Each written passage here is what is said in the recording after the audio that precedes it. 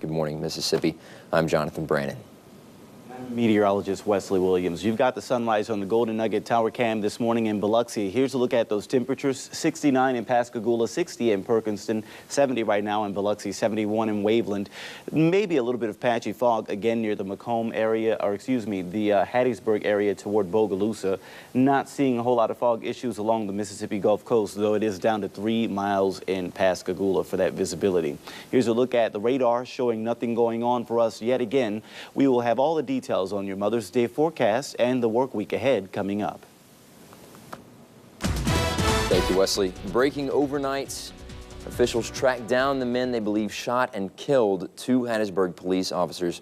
Right now, 2 men, Marvin and Curtis Banks, are behind bars. Marvin Banks was taken into custody around 1:15 this morning, and police captured Curtis Banks just hours ago, around 3 this morning. Both men are from Hattiesburg and have prior records as offenders. And this all unfolding as investigators combed through evidence at the scene of the crime. The deadly gunfire erupted during a traffic stop last night. And according to officials, both of the accused gunmen got away in an officer's car. It was found abandoned early this morning. Hattiesburg Mayor Johnny Dupree says the whole community is rallying behind the fallen officer's family.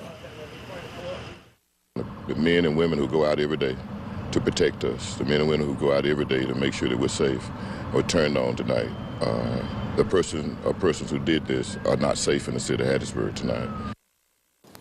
Officer LaCorey Tate, shown on the right, was 25 years old, and Officer Benjamin Dean, shown on the left, was 35. Police departments across the state are reaching out to their brothers in blue.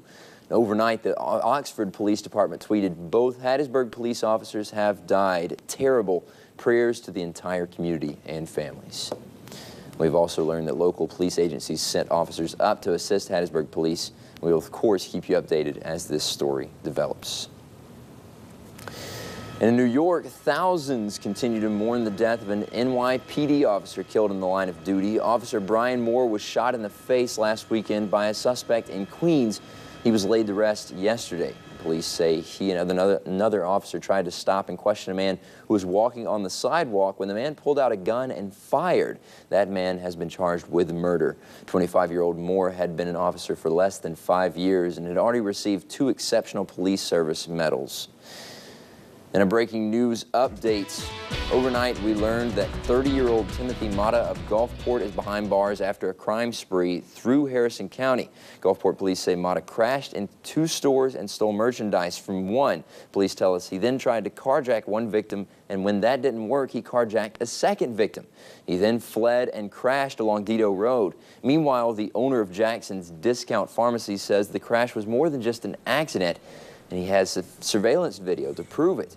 The owner says the driver tried to crash into the back of the pharmacy, and when that didn't work, he came up with a different plan.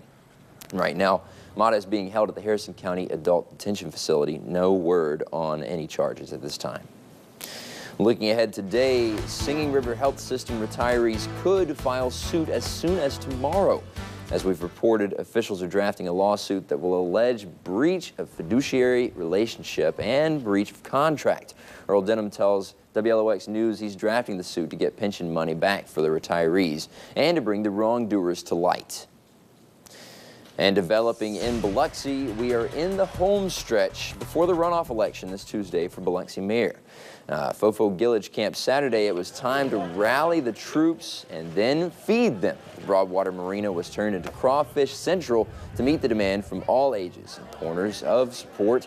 The rally drew hundreds to chow down, and for Wendy Sweatman, it was another day in his grassroots campaign, walking the neighborhoods and meeting voters. On Saturday, he concentrated on the Wool Market area, among others. Well, it's been great. It really has. You know, again, our team, you know, our family and our close friends and people are calling all over from, you know, around just with encouragement. And so that just puts the adrenaline into this last push for me. There's no substitute in life for hard work. And these campaigns, it takes hard work to get to Election Day. And I'm going to keep walking every day until Tuesday. The election is this Tuesday, and the winner will finish out the term of A.J. Holloway through July 2017. Happening now, people on the Carolina coast expecting Tropical Storm Ana to make landfall today.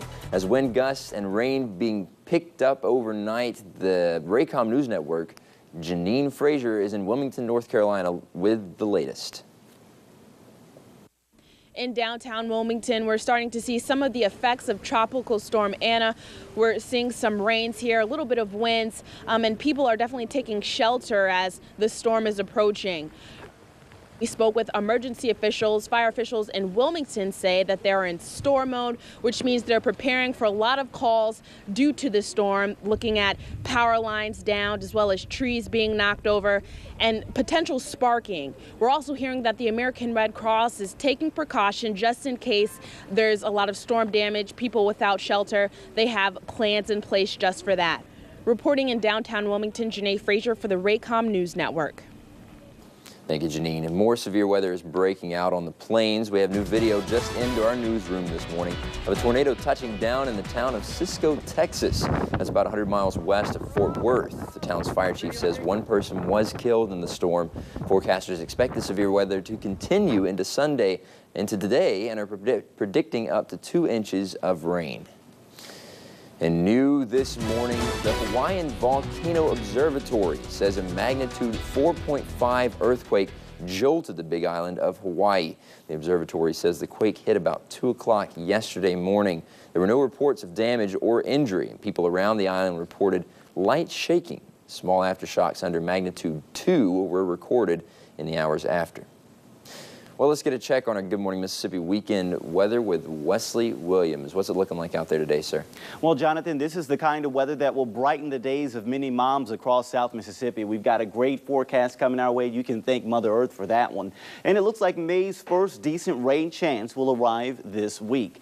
Right now, no rain can be seen on our Edgewater Mall Tower cam across just off the top of the Beauview condominiums. Maybe a little bit of patchy fog here in the distance, but honestly, it looks like smooth sailing compared to what's going on in South Carolina. You are witnessing the landfall of Tropical Storm Anna near Myrtle Beach, South Carolina. It made landfall pretty much 15 to 30 minutes ago.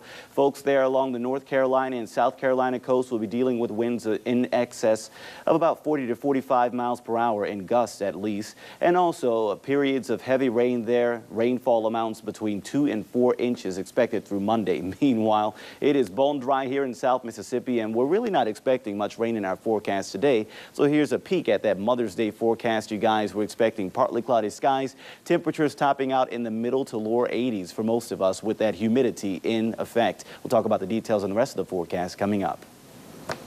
Thanks, Wesley. And speaking of Mother's Day, don't you dare forget to do something special for your mother today. This morning, we are celebrating moms all over the Mississippi coast. This is a look at kids celebrating their mom, Danielle, who was encouraged, guided, and loved them. All morning long, we'll be sharing photos of moms across South Mississippi. Remember, as you celebrate your mom this morning, snap it and send it to pics@WLOX.com. You might see your photo on air and online. Good Morning Mississippi Weekend. We'll be right back after this, but we leave you with more pictures of South Mississippians celebrating their moms. A big thank you to all the moms out there. The time is now 6:39. Stick around.